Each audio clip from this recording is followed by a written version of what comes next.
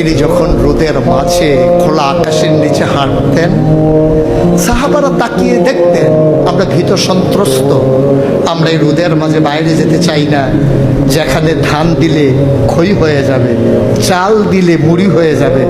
প্রচণ্ড গরমের মাঝে তিনি হাঁটেন কেমনে?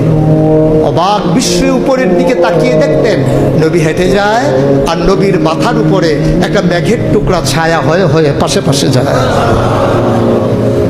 এবড়ো থেবড়ো পাথরগুলোর উপর দিয়ে আমার নবী যখন হাঁটতেন, পাথরের কোনা বের হওয়া পাথরে সবাই হাঁটতে ভয় পেতেন, অথচ নবী সেই এবড়ো থেবড়ো পাথরের উপর দিয়ে হেঁটে যেতেন। তারা চিন্তা করতেন নবীর কদমের নিচে এই শক্ত পাথর পড়লে উনি কি ব্যথা পান না? পরীক্ষা করার জন্যে পেছনে পেছনে অনেকেই দৌড়াতেন। দৌড়ে দৌড়ে নবীর কদম মুবারকের নিচে যে পাথর পড়ে গিয়েছিল ওরা হাতে তুলে দেখতেন নবীর কদমের সম্মানে শক্ত পাথর তুলার মতো নরম হয়ে গেছে। এ নবী আমার, এ নবী আপনার নবী, এ নবী আমাদের নবী। আমরা প্রাউড ফিল করি।